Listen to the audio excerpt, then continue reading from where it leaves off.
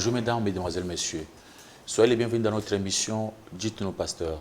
C'est une émission qui est conduite par le pasteur Richard Camon de l'église chrétienne Le Chemin du Salut. Et dans notre émission, nous faisons tout pour expliquer la vérité aux enfants de Dieu. Comme Jésus-Christ disait, vous connaîtrez la vérité et la vérité vous affranchira.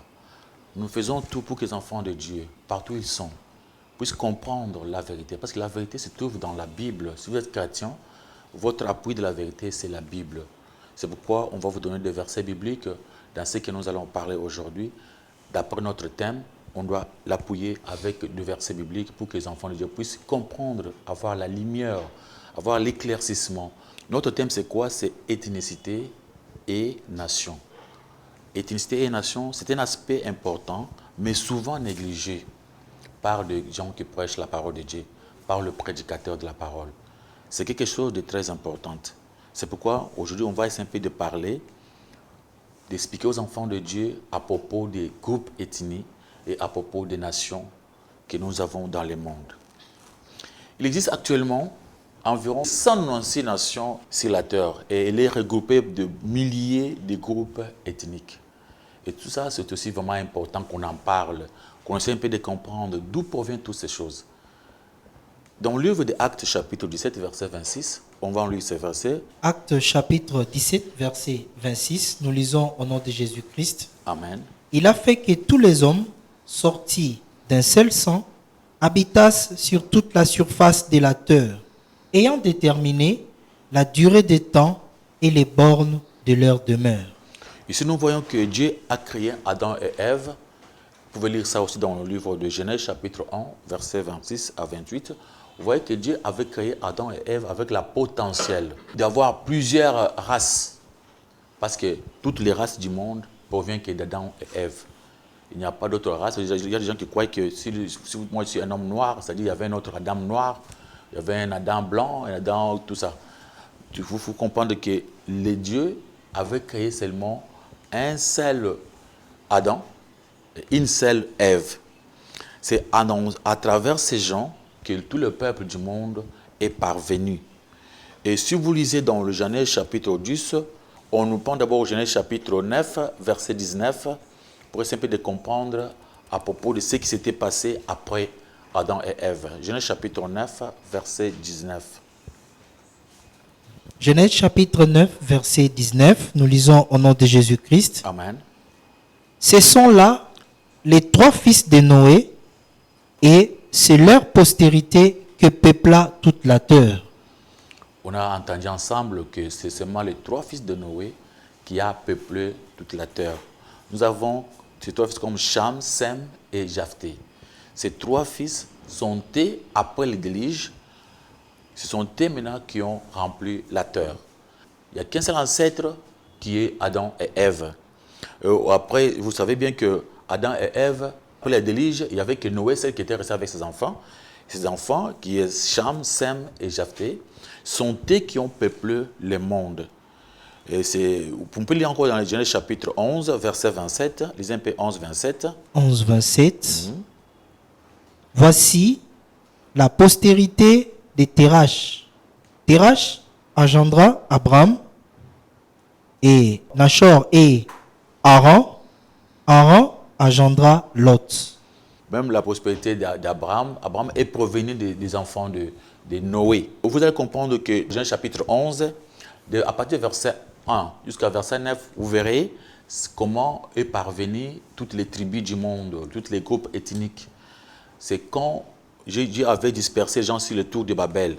C'est le tour de Babel qui nous montre la diversité, qui caractérise la diversité des langues que nous avons dans le monde. Il y a des gens, même des races. Ça se trouve à partir des tours de Babel. Vous pouvez bien comprendre ça, vous pouvez lire ce verset vous-même dans le livre de Genèse chapitre 11, surtout sur le verset 4. Commencez par verset 1 jusqu'à verset 9. Vous verrez que c'est la diversité des langues est provenue à partir des tours de Babel. Quand les gens voulaient monter pour aller atteindre Dieu, et Dieu les avait dispersés, parce que l'ordre de Dieu n'était pas que les gens puissent monter vers lui, c'était pour que les gens puissent remplir la terre. C'est pourquoi il y a eu aujourd'hui des enfants de Japheth. Vous lisez Genèse chapitre 10, verset 2 à 5, vous verrez les descendants de Japheth. Et chapitre 10, verset 26 à 20, vous verrez les enfants, les descendants de Cham, à partir des versets 21 jusqu'à 31, et vous verrez aussi les descendants de Sem, Jephthé, Sam et Sem. Ici, la Bible nous parle aussi de tout le monde dans la Bible. On voit des Asiatiques, il parle des Africains, il parle des Afriques noires, des Éthiopiens, des Égyptiens. Vous voyez, si vous lisez la Bible, vous verrez que tous les groupes ethniques et toutes les races se retrouvent dans la Bible.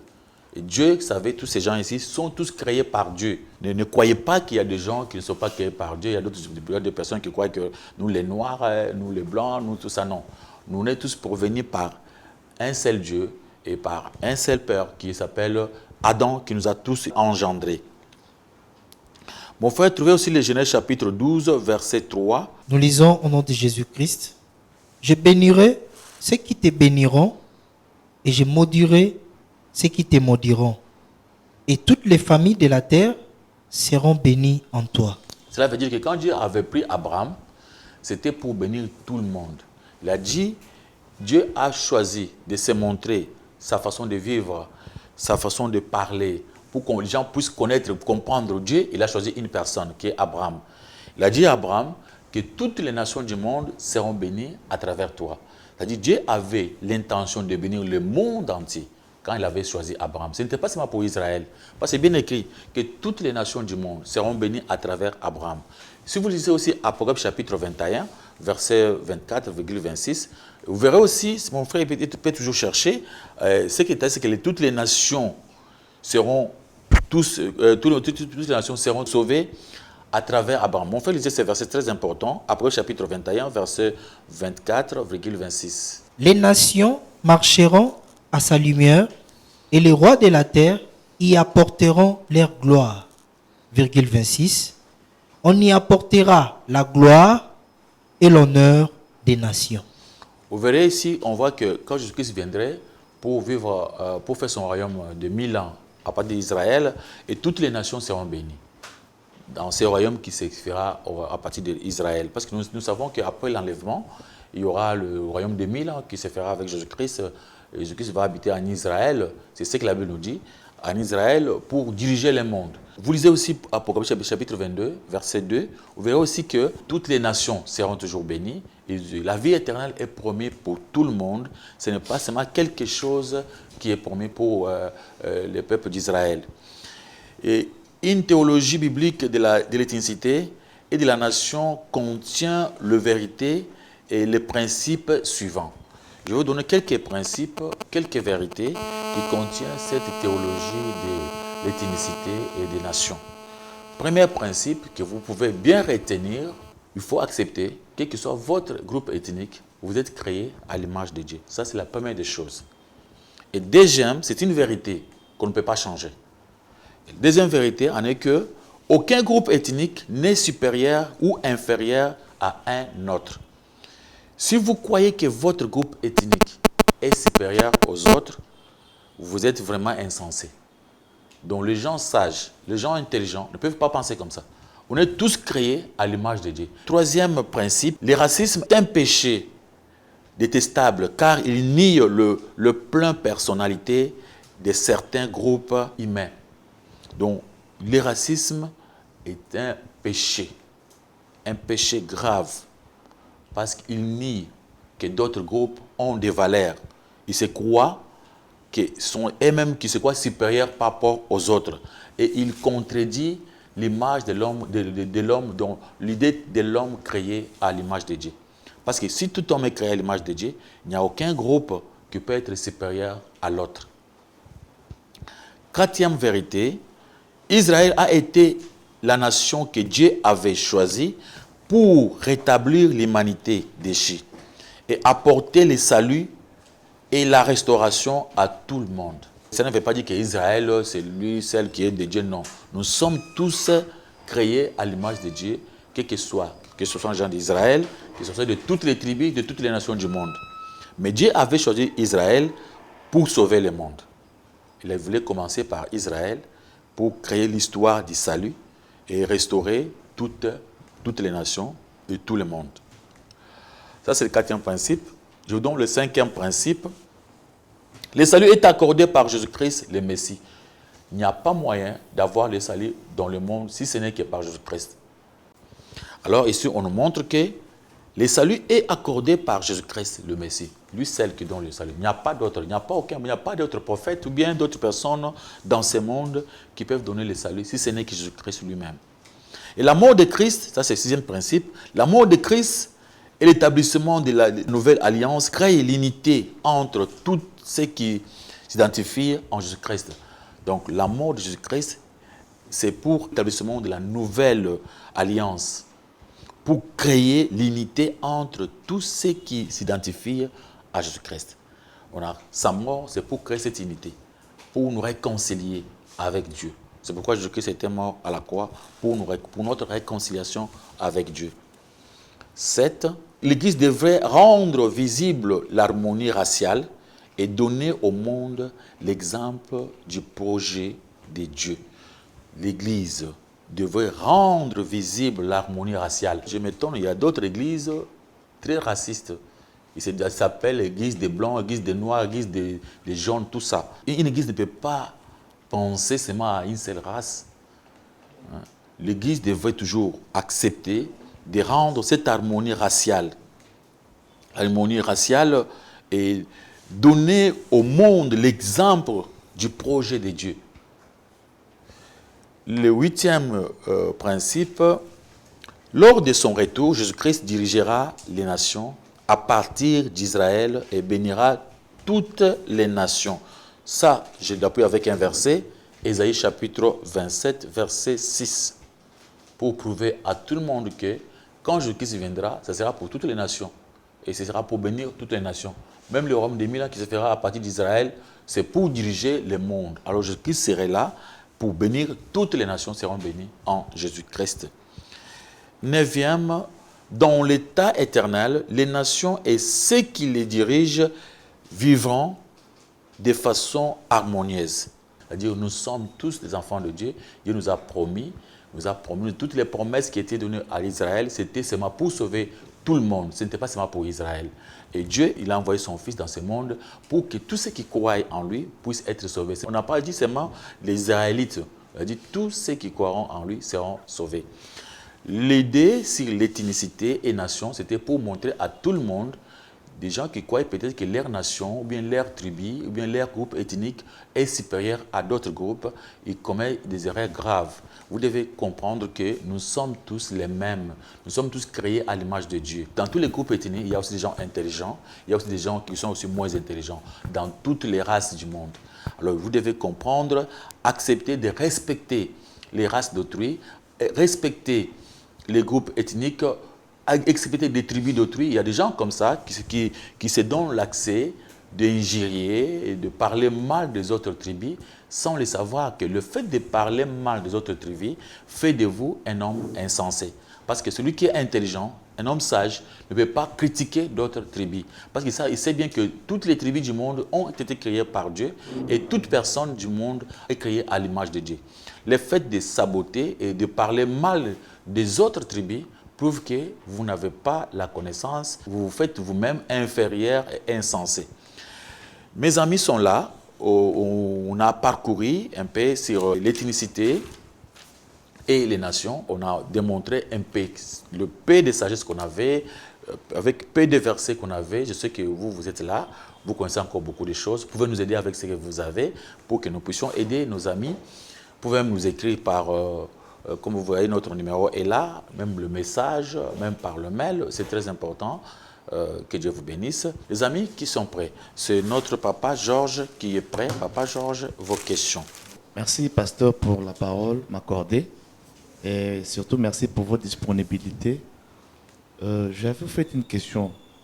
Étant donné que vous nous parlez d'ethnicité des nations, il y a un peuple souvent qui se sent un peu marginalisé par l'autre. Souvent, nos frères congolais qui sont à l'étranger, ils sont victimes du racisme. Et par conséquent, étant donné que de telles situations perdurent toujours dans certains pays de l'Europe, que ce soit aux États-Unis ou en Amérique, une catégorie de la population qui se sent marginalisée recours parfois à la vengeance, à la haine, au règlement des comptes. Je fais allusion aux Noirs. Quel conseil pourriez-vous donner à ces peuples qui se sentent marginalisés, ou à cette race-là qui se sent marginalisée au détriment de l'autre? Est-ce que la vengeance, ou soit le règlement des comptes, est permis pour les peuples qui se sentent marginalisés? Merci beaucoup. Ok. Que Dieu bénisse notre bien-aimé, Papa Georges. Ça, c'est depuis le commencement de ce monde, depuis que le peuple noir est en train de sortir. Ça s'est fait depuis longtemps. Vous voyez, même dans notre pays, avant d'être ce que nous sommes, on était toujours, même dans notre propre pays, les Blancs se moquaient de la race noire. Mais avec le temps, ils ont compris. Ils ont compris qu'il n'y a pas la différence entre l'homme noir. Et aujourd'hui, nous voyons même dans des universités, où il y a des Blancs et des Noirs, vous trouvez même le race noire qui est vraiment défaut. Vous trouvez des gens très intelligents, même vraiment sages que d'autres personnes qui sont blancs. Mais nos amis, nos frères dans les pays étrangers, il y a un monsieur qui nous disait que quand il est arrivé en Europe, il a compris qu'il était un noir. Auparavant, il se croyait être un homme. Mais quand il est arrivé, il a vu comment les autres le rejetaient. Et ça fait trop mal. Quand vous êtes quelqu'un, vous arrivez quelque part, on vous rejette. Parce que tu vois, l'acceptation, c'est un souhait de tout le monde. Toute personne a besoin d'être acceptée, a besoin d'être considérée. La considération. Tout le monde a envie. Et quand on vous rejette dans le monde, on vous rejette quelque part, vous serez tellement mal à l'aise. Alors, je demanderai à mes frères qui sont marginalisés de ne plus agir mal. Parce que nous, en étant enfants de Dieu, la Bible nous demande une chose, ne vous vengez point. Si quelqu'un vous fait du mal, faites-lui du bien. Je sais qu'il y a beaucoup de peuples noirs qui ont convaincu. Aujourd'hui, le peuple noir a beaucoup de valeurs parce que vous arrivez même dans le grand pays comme les États-Unis. On est arrivé même jusqu'au sommet du pouvoir des États-Unis. Président même de la République des États-Unis est noir, comme président Obama. Aujourd'hui, les Noirs sont considérés dans des postes vraiment très élevés au monde. Quand même, le peuple noir a quand même une certaine valeur aujourd'hui. Alors tout ce que moi je peux leur demander, c'est de ne plus venger. La Bible nous dit, ne vous vengez point. Continuez toujours à faire du bien, continuez toujours à prouver à ces gens-là que nous sommes des hommes comme vous. Prouvez que nous sommes tous créés à l'image de Dieu. Nous avons la même intelligence, la même sagesse, et nous pouvons tous faire de la même. Tout ce que moi je peux donner comme conseil à mes frères qui se trouvent dans le pays où ils sont marginalisés. Avançons, les amis. Oui, notre bien-aimé Dieu levé, vous avez la parole. Oui, merci, pasteur, pour la parole. Moi, je pose la question par rapport aux caractéristiques que vous avez énumérées.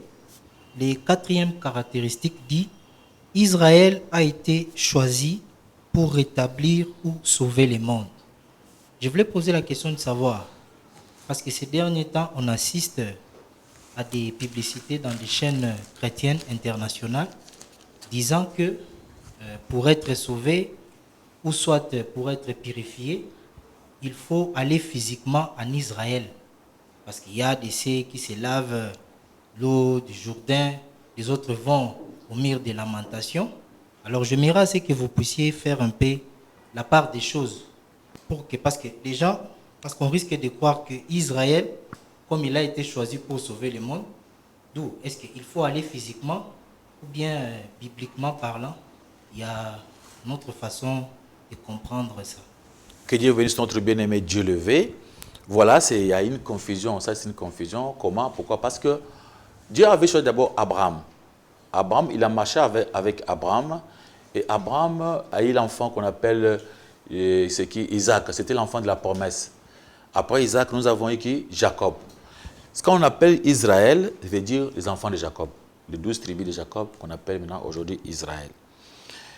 Il y avait une promesse. La promesse était qu'à travers Abraham, il y aura les sauveurs. Et le sauveur là, il est déjà venu. C'est qui? Jésus-Christ. Et quand il est venu, c'est lui qui a fait que tout le monde soit sauvé. Parce qu'il a donné sa vie. La Bible dit que Jésus-Christ était venu, il s'est donné en rançon. C'est-à-dire qu'il avait payé le prix des péchés. Il avait réconcilié le monde avec Dieu. Maintenant, quand Jésus-Christ était venu, vous voyez ce que la Bible dit dans le livre de Jean, chapitre 1, à partir du verset 11, il dit qu'il était venu chez les siens. Et les siens ne l'ont point reçu. Mais ils donnent le pouvoir à tous ceux qui l'ont reçu. Ils donnent le pouvoir de devenir enfants de Dieu. Jésus-Christ a fait de toutes les nations, de ceux qui pouvaient croire en lui, de devenir tous des enfants de Dieu. Là, on n'a pas encore besoin d'aller en Israël de la chair pour être sauvé. On dit seulement le fait seulement de croire en Jésus-Christ. Maintenant, tout ce que nous demandons aux gens, c'est de croire en Jésus-Christ. Dès que nous croyons en Jésus-Christ, mais Jésus-Christ en chair, il est fils d'Abraham, dans la chair. Il est fils d'Abraham. Le fait de croire en Jésus-Christ, le fait qu'Abraham, à travers lui, nous avons Jésus-Christ, c'est-à-dire le salut provient d'Abraham. C'est-à-dire à travers Abraham que nous sommes sauvés. On ne nous demande pas encore d'aller seulement en Israël prendre l'eau de la Jourdain, ou bien prendre quoi prendre peut-être la terre d'Israël pour amener sinon. D'abord, au moment où nous traversons, en Israël, des fois on ne croit même pas en Jésus-Christ. Ce sont des judaïsmes. Apôtre Paul avait défendu cela pour prouver que Dieu avait permis que cela se fasse ainsi pour permettre à d'autres nations d'entrer. C'est pourquoi aujourd'hui, tout celui qui croit en Jésus-Christ est déjà sauvé. Il n'a pas besoin de voyager, il n'a pas besoin de l'eau, bien de quoi. C'est quelque chose qui se passe à travers nos pensées. Le pensée de croire que Dieu est bon et que la Bible dit, Dieu a tant aimé le monde, il a donné son Fils. Afin que quiconque croise en lui, à toute personne, sans l'exception, quiconque croise en lui ne périsse point, mais qu'il ait la vie éternelle. Dieu a envoyé son Fils pour que tout le monde qui croiront à ses fils puisse avoir la vie éternelle. Là, on n'a pas besoin d'aller encore en Israël, on n'a pas besoin de penser autrement, et ce sont des choses qui ne se font pas dans la chair. Ce sont des choses comment? Spirituelles. Alors, nos amis qui vendent de l'eau des Jourdains, ils font leur commerce. Hein. Vous savez qu'aujourd'hui, il y a beaucoup de charlatans, des gens qui cherchent toujours à avoir quoi de l'argent. C'est pourquoi tous ces gens-là, ils font cela pour inventer. Frère Dieu levé, que Dieu te bénisse pour cette question. On a essayé un peu d'éclaircir à beaucoup de gens que quand on dit que le salut provient d'Israël, comme Jésus-Christ lui-même disait à la femme samaritaine, qu'il faut premièrement le juif. C'est-à-dire quand on parle des juifs, on voit Jésus-Christ, celui qui a sauvé le monde par la foi, à travers l'œuvre qu'il lui avait pratiquée. C'est seulement là par la foi que nous sommes sauvés. Oui, notre bien-aimé, c'est qui? C'est Frère Lemiel. Frère Lemiel. Oui. Merci beaucoup, pasteur, pour la parole. J'aimerais poser ma question à Ningala. Pasteur, le deuxième critère, la théorie de l'ethnicité, on le dit bien qu'aucun groupe ethnique est supérieur ou inférieur à l'autre. Mais pasteur, nous vivons sur cette terre. Tout le monde dit que point de départ, il y a naissance, il y a être humain, surtout, et ça a moko. Nous avons appelé ça 9 mois pour nous bota. Juste nous avons mais en regardant, tout le monde qu'il y a d'autres nations dans mon kili, à l'exception de toutes les nations israéliennes Afrique, les nations Liban, en regardant, vous savez comment on est supérieur. Dans le domaine presque non surtout. L'Afrique, ils ont toujours ciment. Pasteur, si Bisson Stodali n'a point de départ et puis Nzambe Moko lobby, les nations surtout, et ça a mis l'image. Pourquoi maintenant, plus les Africains, Bazali, Nassima, Bazali, que c'est considéré comme étant la nation au Bazali inférieure à la nation Soussou? Merci beaucoup, pasteur. Oh, merci, notre bien-aimé Lemiel, pour votre question. Mon frère, il y a une chose que vous devez savoir. Dans ce monde, c'est le tour à tour. Il y a un temps pour toutes choses. Ce que Exaste disait, il y a dans ce monde un temps pour toutes choses. Il y a aussi le temps. Il y avait le temps d'abord. Les Africains avaient commencé. Vous entendez parler de l'Égypte. L'Égypte était puissance du monde dans le temps. Et tout le monde parlait de l'Égypte. Il n'y avait pas les États-Unis. À ce moment-là, il n'y avait pas l'Europe. Et là-bas, à ce moment-là, c'était l'Égypte. Il y avait des peuples noirs en Égypte à ce moment-là. L'Israël a été colonisé même par qui? Les Égyptiens. Vous le savez. Mais avec le temps, ça a changé. Ça a changé. C'est comme quand vous lisez dans la Bible, on parle de la Babylone, on parle de Nabucodonosor, qui était le grand roi. Et aujourd'hui, on est arrivé jusqu'avec la Grèce. La Grèce, c'était la Grèce, les Roms. Rome. Aujourd'hui, on parle maintenant de l'Amérique et des États-Unis. Les États-Unis, c'est toujours comme ça. Un jour, ça va changer. Un jour, ça va changer. Le peuple noir, qui était considéré comme la race la plus inférieure du monde, aujourd'hui, le fait seulement de voir un noir diriger le monde, parce que pour le moment, la puissance du monde, c'est les États-Unis. On a vu un noir à la tête du monde, diriger. C'est quand Obama était président de la République, c'est-à-dire qu'il était le chef sur la terre. Et c'est pour nous prouver que l'homme noir est en train de progresser. Et il était même au commencement, avant même que les autres là soient aujourd'hui. L'Afrique noire était aussi reconnue, même l'Afrique des Blancs. Alors, ne soyez pas complexés. Croyez que tout ça, ça va changer avec le temps. Et si vous regardez dans l'Afrique, dans le monde, vous verrez qu'il y a ce qui se passe pour le moment dans l'Afrique noire, c'est quoi? Les intérêts des Blancs. Tu vois que les Blancs cherchent les intérêts dans nos pays. C'est pourquoi ils ne permettent pas souvent pour que l'Afrique puisse progresser. Tout le monde le sait. Tous les combats que nous avons, les difficultés que nous avons dans nos pays, ce sont des Blancs qui cherchent à s'enrichir. Et ce sont eux qui cherchent leurs intérêts. Mais si on nous laissait libres, on nous laissait vraiment évoluer, on nous laissait la liberté, je vous dirais que les Blancs viendront en Afrique pour y rester. Mais c'est que le problème, c'est qu'il y a d'abord l'indépendance que nous n'avons pas.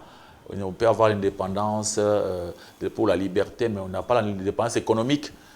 C'est pourquoi il y a d'autres Afriques qui progressent. On vous parle de l'Afrique du Sud, il y a des Noirs, mais ça progresse. Il y a beaucoup, même dans notre pays aussi, avec le temps, vous verrez que si on laisse seulement la liberté, on va encore aller plus loin, plus loin.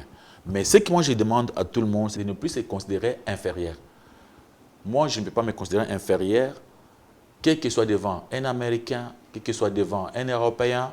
Moi, je me considère, parce que c'est Dieu qui le dit, que je suis un homme créé à l'image de Dieu. C'est ce qui compte pour moi. Être un homme créé à l'image de Dieu. Et pour vous dire la vérité, si vous voyagez, vous verrez que l'homme noir, même en France, même aux États-Unis, même partout en Europe, vous voyez que l'homme noir est considéré. Il est même dans des institutions de l'État, là où il faut donner un mot, il est là, il a un mot à dire quelque part. C'est pour prouver que ça passera. Dieu est avec toutes les races du monde parce qu'il avait permis à l'homme noir de prendre le pouvoir aux États-Unis d'Amérique. Oui, pasteur, j'aimerais continuer ma question. Vous avez parlé de la liberté, que non, les Africains sont bloqués, ils ne sont pas libres. Oui. Mais non, cette liberté, cette liberté en question, parce que nous sommes des humains, nous sommes égaux avec les Américains, avec les Européens. Mais non, comment est-ce que les Européens peuvent nous bloquer? Eux restent chez eux là-bas, nous sommes ici en Afrique. Vous avez parlé aussi d'Obama. Obama, oui, c'est vrai, c'est un Africain. Il a régné là-bas aux États-Unis. Mais nous, ici aussi en Afrique, au Congo à l'occurrence, notre cher beau pays, il y a des Noirs comme des présidents, il y a des premiers ministres, des hommes intelligents. Mais comment est-ce que jusqu'à aujourd'hui, notre pays, s'il faut parler de la RDC, n'avance pas? C'est toujours bloqué. Les Européens ne sont pas ici au Congo parce que... Si vous dites que les Européens ne sont pas ici au Congo parce que vous êtes un peu floués, si vous ouvrez les yeux, vous verrez qu'ils sont là. Ils sont là. Ils cherchent les intérêts. Dans notre pays, les Européens, les Américains sont toujours derrière dans notre pays. Tous les combats de l'Est que vous entendez là, ils sont cachés. Ils sont cachés. Il faut comprendre que les combats là, ce n'est pas notre combat. Ce n'est pas le combat de nous les Africains. Ce sont eux qui sont à la base de toutes ces choses. Alors, vous devrez comprendre cela. Pour que notre pays puisse aller de l'avant, ce n'est pas compliqué. C'est très simple. Il n'y a que Jésus-Christ. Il n'y a que Dieu seul qui dirige toutes choses. Même ce qui se passe ici, Dieu sait. Dieu voit toutes ces choses. Je demande au peuple congolais, mes frères, c'est de croire à Dieu. Croire en Dieu, donner la confiance, faire confiance en Dieu. Parce que moi, je vous dis, tout ce qui se passe dans ce monde, si Jésus-Christ dit un mot, et ça va changer. Ça va changer. Mais le problème d'abord, chez nous, c'est que les gens prient mal. La richesse que nous avons, d'abord, on parle de l'ethnicité. Et les gens ne s'aiment même pas. Et nous avons développé la haine, le racisme dans notre pays. Et je vérifiais surtout le peuple congolais, partout où il se trouve, ils ne s'aiment pas. Les gens aiment toujours parler le mal de l'autre. Et vous savez, dans notre pays, Depuis Kasavubu, Mobutu, Kabila le père et Kabila le fils, aujourd'hui nous sommes avec Antoine Félix Tshisekedi. Les Congolais traitent toujours mal leurs chefs. On les décourage. On ne leur donne pas le temps de bien travailler. Il y a toujours, tu sais les injures là, ça décourage les gens. Quand ils cherchent à faire quelque chose du bien, des injures. Avec Joseph Kabila, même avec Antoine, c'est toujours la même chose. Alors le problème c'est quoi? La Bible nous demande de prier pour nos chefs, pour ceux qui nous dirigent. Vous avez dit, nous avons des hommes intelligents, des ministres intelligents. Oui, il faut prier pour eux. Il faut prier pour eux, parce que c'est ce que la Bible nous dit, prier pour les chefs, prier pour tous ces gens-là. Et Dieu dit aussi, c'est lui qui place tous ces gens-là. Si vous regardez dans le Romains 13, on dit que toute autorité, tous ces gens-là sont envoyés par Dieu. Il n'y a aucun pouvoir dans ce monde qui peut arriver sans que Dieu puisse le mettre. Alors nous devons croire qu'avec Dieu, ça sera possible. Un jour, le Congo sera comme le paradis. Un jour, les gens quitteront les États-Unis, quitteront la Russie, et quitteront l'Europe, ils viendront au Congo pour y habiter. Là, moi, je crois. Oui, merci Pasteur Richard pour la parole. Ma question est celle-ci. Que dit la Bible du racisme, des préjugés et de la discrimination? C'est un péché grave. C'est pourquoi dans le principe que j'ai donné sur l'ethnicité, j'ai parlé de cela. C'est dans quel principe? Troisième principe. Le racisme est un péché détestable car il nie la pleine personnalité de certains groupes humains. C'est un péché. Et il nie aussi le fait que l'homme est créé à l'image de Dieu. Il croit qu'ils sont eux-mêmes qui sont créés à l'image de Dieu et les autres sont créés à l'image de l'animal, des animaux. Ils considèrent les autres comme des animaux. Alors c'est un péché grave, le fait d'être un raciste. C'est un péché vraiment. Donc il ne faut pas avoir ça. Ce n'est pas seulement le racisme. Nous, dans notre pays, on va parler de quoi? Tribalisme. Il y a des gens qui n'aiment pas. Le préjugé, ce sont les gens qui parlent de mal, qui font des mauvais jugements sur les autres. Vous faites des mauvais jugements sans vérifier. Vous dites, les Kingani sont comme ça, les Kingani sont comme ça. Pourtant, ce n'est pas tous les Kingani qui le sont. Il y a peu de gens, dans toutes les tribus du Congo, il y a toujours des méchants, il y a toujours les bons. Dans toutes les tribus du Congo, il y a tous les bons côtés et les mauvais côtés. Alors, il y a des gens, quand lui, il est de l'autre côté, il critique de l'autre côté. Donc, c'est ce qui n'est pas bon. Le racisme et le tribalisme. C'est ce qui combat le Congo, le tribalisme. Au Congo, il n'y a que ça. C'est du sang. Du sang. Vous voyez quelqu'un qui est très tribal, qui n'aime pas d'autres tribus. Et pour lui, il faut même tuer les autres. C'est le travail que le président Mobutu avait fait de son temps, de combattre le tribalisme. Et jusqu'à aujourd'hui, ça continue à se manifester à l'œil nu. Il y a vraiment du tribalisme dans notre pays. Merci pour la parole. Je pose la question sur le christianisme. Parce que certaines nations, comme les nations africaines, disent que le christianisme était une religion importée et les Occidentaux ont amené le christianisme ici pour nous réduire. C'est ce qui est à la base de notre recul. Qu'est-ce que vous pouvez dire à ces gens? Oui. C'est toujours le racisme.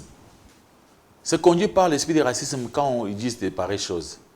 Ils disent que le christianisme, c'est une religion qu'on nous a importée pour nous endormir. Mais si vous partez dans le monde, vous ne voyez pas que le christianisme existe. Aux États-Unis, demandez le pourcentage de christianisme, c'est à peu près 75% des Américains sont des chrétiens. Vous partez aussi en Europe, il y a beaucoup de pourcentage de christianisme. Est-ce qu'il y a une différence entre leur christianisme et le nôtre? Nous avons des gens, nos frères qui partent aux États-Unis, en Europe, partout, qui viennent nous prêcher même ici, qui ont même fréquenté ces pays-là. Ils ont trouvé que le christianisme est partout. Mais ces gens-là développent quand même. Maintenant, il ne faut pas confondre la colonisation et le christianisme. Je comprends aussi qu'auparavant, les Occidentaux prenaient des versets bibliques pour faire endormir les autres personnes. Et même aujourd'hui, il y a des faux docteurs qui prêchent pour l'intérêt. Ils prennent des choses pour faire dormir les autres. Mais, moi, je suis contre cette thèse-là que le christianisme nous fait endormir. Pour moi, Jésus-Christ était venu pour tout le monde. Et il a dit, il donne le pouvoir à tous ceux qui croient en son nom, de devenir enfants de Dieu. Et il y a des gens qui parlent mal du christianisme de loin. Ils ne sont même pas approchés. Il faut goûter, s'approcher, goûter le christianisme. Parce que nous, quand nous prêchons le christianisme, ce n'est pas parce que nous lisons dans la Bible. Nous avons senti un Dieu qui existe, qui est palpable. Le problème, c'est que le Dieu du christianisme, c'est un Dieu d'amour. Et dans d'autres religions, dans le monde, il n'y a pas de religion qui parle de l'amour comme le christianisme. Ici, on nous parle d'une personne qu'il faut rencontrer. Cette personne-là, c'est Jésus-Christ. Et c'est Jésus-là, c'est lui qui peut changer votre vie, qui peut tout changer. Mais les gens qui sont racistes, pour eux, ils croient que Jésus-Christ est un Dieu de blanc. Son sang, ça c'est le racisme. Mais Jésus dit qu'il donne le pouvoir à tout le monde, tous ceux qui croient en son nom. Il donne le pouvoir de devenir enfant de Dieu. Alors il ne faut pas être complexé. Ce sont les gens mais aussi complexés, les gens qui ne s'aiment pas, qui n'aiment pas les autres. Parce que voilà les conseils que la Bible nous demande, aimer Dieu et aimer son prochain comme soi-même. Et il y a des gens qui ne s'aiment pas, ils ne sauront pas aimer les autres. Il y a des gens qui sont complexés parce qu'il est noir, il est complexé.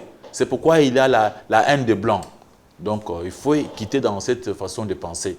C'est une autre question que je pose. Oui. Comme vous nous avez dit que toutes les nations sont égales, alors je vais un peu demander pour nous les chrétiens.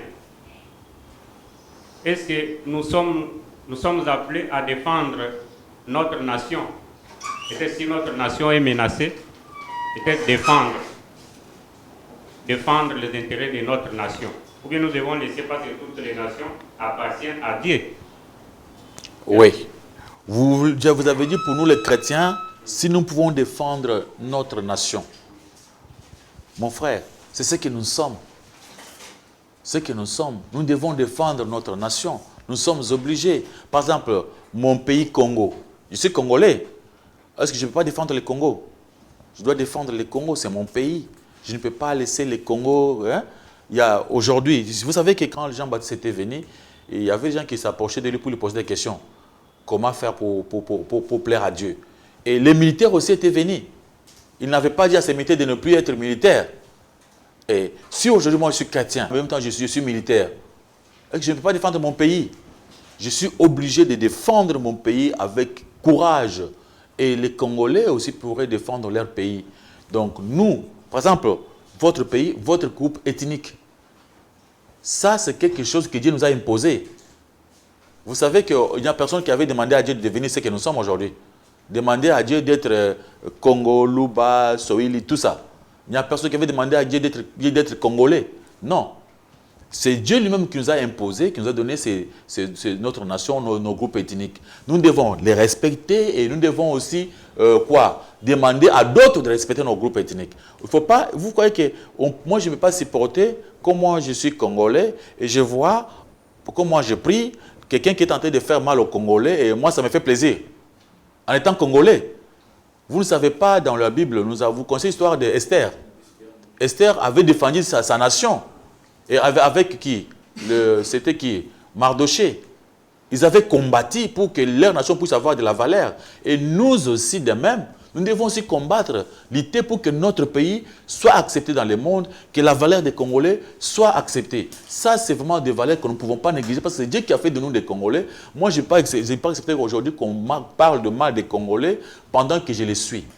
C'est pourquoi un chrétien va défendre sa nation. L'apôtre Paul, qu'est-ce qu'il dit? Dieu avait déjà déterminé la durée des temps et les bornes de l'ère des mers. Donc, Dieu nous a donné ces pays et ces pays nous appartiennent. Nous devons les protéger. Pour notre ethnie, défendre votre tribu aussi, ce n'est pas mauvais. Parce que c'est Dieu qui nous a donné cela. On ne peut pas... Il y a des fois, moi j'ai vu des gens dans ce monde qui cherchent même à nier ce qu'ils sont. Moi, tu es de tel côté. Non, moi je ne suis pas de ce côté-là parce que ces gens-là sont mauvais. Non, c'est ce que tu es. C'est ce que toi tu es. Est-ce que moi je peux nier que je ne suis pas congolais? Je ne peux pas nier ça. Hein? Même si on a dit qu'on faut tuer tous les Congolais, moi je restais sur congolais. J'ai vu Mardoché défendre sa patrie. Il a dit non, on ne peut pas nous exterminer. Ils se sont élevés, ils se sont défendus. Alors, c'est ce qui a fait, ils avaient une grande victoire, et c'était écrit dans la Bible. C'est un exemple à suivre. La Bible nous dit, ce qui se passe dans l'Ancien Testament, ça nous sert de quoi? D'exemple. C'est ça. Alors, nous devons défendre nos patries, nous devons aussi défendre nos pays, et tout ça, c'est très important. Soyez bénis, mes frères et sœurs, le fait d'avoir suivi notre émission qui est intitulée « Dites-nous, pasteur ». Que Dieu vous bénisse. Et à la prochaine, soyez bénis.